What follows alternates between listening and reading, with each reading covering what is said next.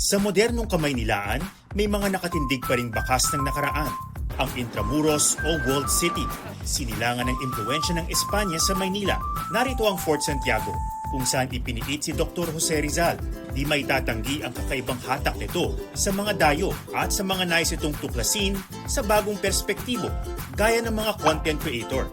So another day and another vlog. At ngayon pupunta tayo sa nag-iisang cafe dito sa Fort Santiago. At di lang to kahit anong cafe kasi itong cafe nasa loob ng 400-year-old cistern ng Fort Santiago.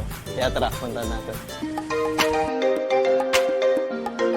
Ang coffee hub na ito, dating alhibe o cistern sa dulo ng Fort Santiago.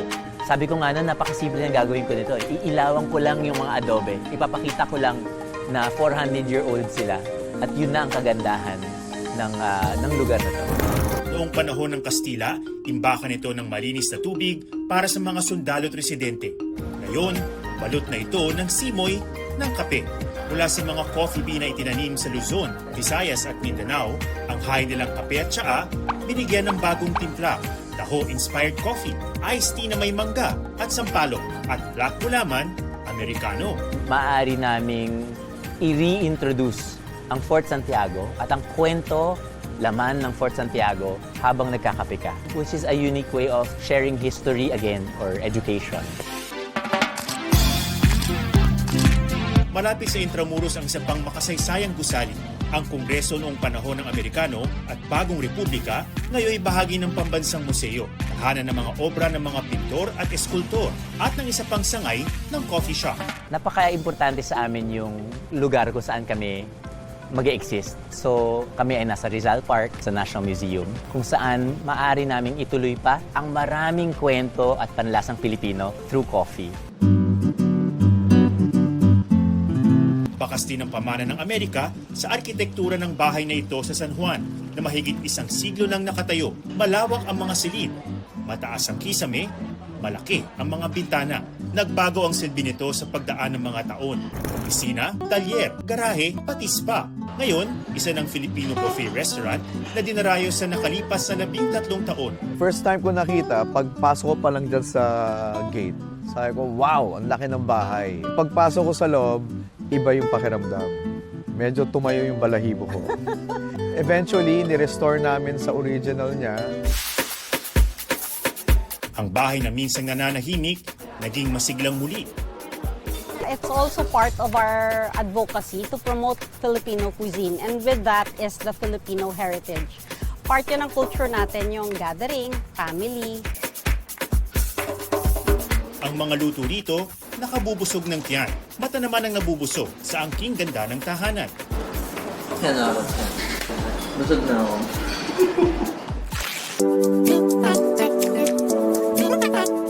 Sa bawat lugar, may mga estrukturang niluma ng panahon, ngunit mayaman sa mga kwento ng nakalipas. Naghihintay lang ng tutuklas para lumikha ng bago nitong kabanata. I fell in love with the place.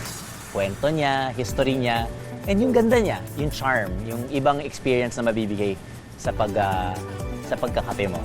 Actually, ang nagbibigay ng panibagong buhay dito sa napaka-heritage house na to is yung mga guests na pupasok. It really gives life to the house.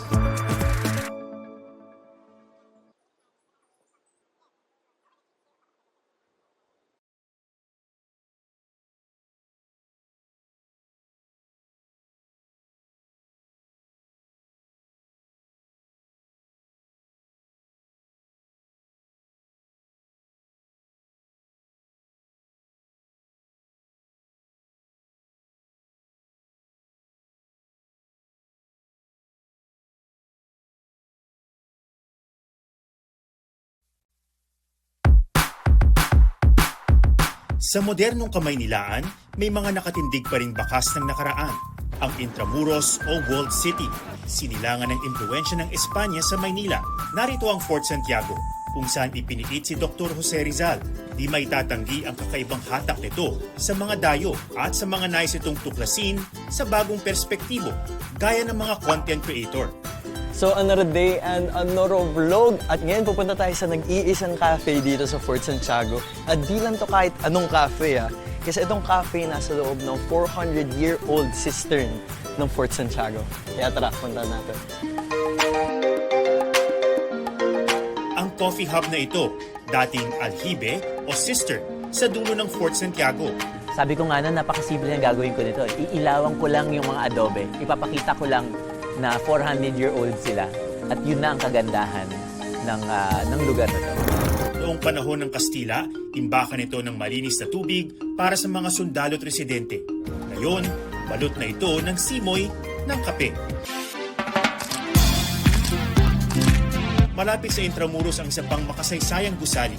Ang Kongreso noong panahon ng Amerikano at Bagong Republika ngayon ay bahagi ng Pambansang Museo, tahanan ng mga obra ng mga pintor at eskultor at ng isa pang sangay ng coffee shop. Kung saan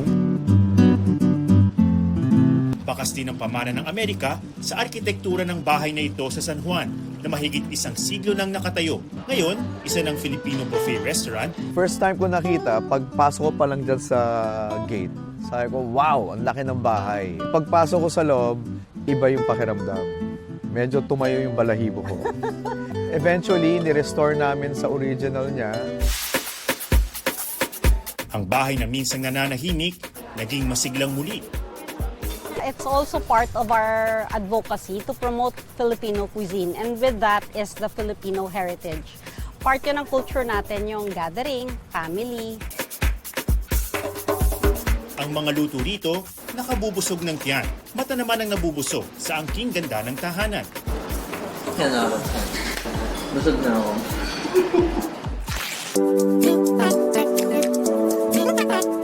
Sa bawat lugar, may mga estrukturang niluma ng panahon, ngunit mayaman sa mga kwento ng nakalipas. Naghihintay lang ng tutuklas para lumikha ng bago nitong kabanata. I fell in love with the place.